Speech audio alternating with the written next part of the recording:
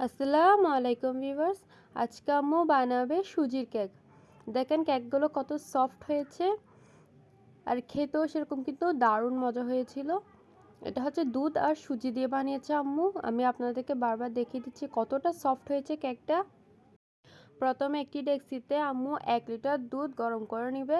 সেখানের মধ্যে দিয়ে দিচ্ছে পরিমাণ মতো চিনি আর দুধগুলোকে ভালো করে গরম করে নেবে। চিনি দুধের মধ্যে দিয়ে দিচ্ছে যাতে আগে থেকে চিনিগুলো ভালো করে মিক্স হয়ে যায় এবং চিনির এক্সট্রা যে পানিগুলো আছে ওগুলো ভালো করে বলক দিয়ে শুকিয়ে নেওয়া যায়। এই তো দুধের মধ্যে বলক চলে এসেছে। বলক চলে আসলে আমরা চুলাটা বন্ধ করে দুধটা নামিয়ে একদম ঠান্ডা করে নিব। দুধটা ঠান্ডা হয়ে গেলে সেখানে দিয়ে দেবো 1 প্যাকেট সুজি। পুরো প্যাকেট নিয়ে নিচ্ছে আম্মু, যেহেতু বেশি করে বানাবে তাই আপনারা চাইলে কমও নিতে পারেন। এখানে কিন্তু 1 লিটার দুধ ছিল। সুজি আর দুধগুলোকে ভালো করে আম্মু মিক্স করে নিচ্ছে, যেন একদম ভালো করে মিক্স হয়ে যায়, কোনো লাম্পস না থাকে। তারপর দিয়ে দিবে আম্মু সেখানে 8টা ডিম। আম্মু একে একে করে ডিম ভেঙে নিচ্ছিল।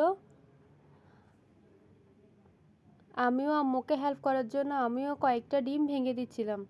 আসলে ডিম ভাঙতে আমার খুব ভাল লাগে, তাই হচ্ছে আমি আম্মুকে হেল্প করছিলাম এই ডিম ভেঙে। আর জিনিসটা দেখতেও অনেক সুন্দর লাগে, ডিম ভেঙে দুধের মধ্যে পড়ছে। তারপর আম্মু সুজি ডিম একসাথে ভালো করে মিক্স করে নিচ্ছিল। চামচ দিয়ে মিশানো যাচ্ছিল না, তাই হচ্ছে আম্মু উইক্স নিয়ে নিবে, ওইটা দিয়ে ভালো করে মিশিয়ে নিবে একদম। যতক্ষণ না ভালো করে মিশতেছে তারপর ততক্ষণ আম্মু ভালো করে মিশিয়ে নিবে। এমনভাবে মিশাতে হবে যাতে কোনো লাম্পস না থাকে, ব্যাটারটা একদম যেন স্মুথ হয়ে যায়।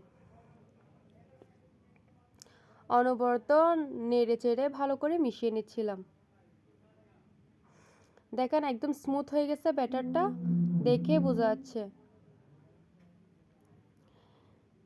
ডিমের সাদা অংশগুলো উপর দিয়ে বেশি উঠেছিল, তাই হচ্ছে এগুলো একটু ছেঁকে নিব। আপনারা চাইলে এটা সহ কেক বানিয়ে নিতে পারেন, কিন্তু দেখার সৌন্দর্যের জন্য আমরা একটু ছেঁকে নেব।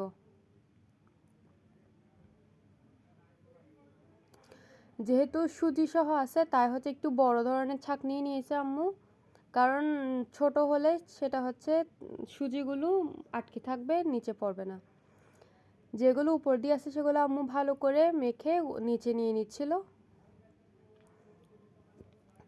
এবার এটাকে আধা ঘন্টা রেস্টে রাখবো। আপনারা চাইলে পুরো রাতও রেস্টে রাখতে পারেন, যত বেশি রেস্টে রাখবেন ততই ভালো হবে। আম্মু পুরো রাত রেস্টে রেখেছে, আপনারা চাইলে আধা ঘন্টা রেস্ট করে বানিয়ে নিতে পারেন। রেস্টের পরে সেখানে দিয়ে দিবে ইস্ট, তারপর দিয়ে দিচ্ছে আরও কিছু পরিমাণ চিনি। আসলে চিনিটা আম্মু থেকে কম মনে হয়েছে, তাই হচ্ছে আম্মু আরও বেশ কিছু পরিমাণ চিনি দিয়ে দিছে।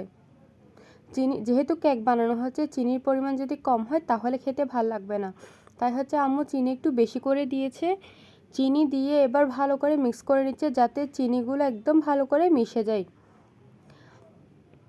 চিনিগুলো মিশার সাথে সাথে আম্মু হচ্ছে একটা টিফিন বক্সের মধ্যে তেল ব্রাশ করে নেবে।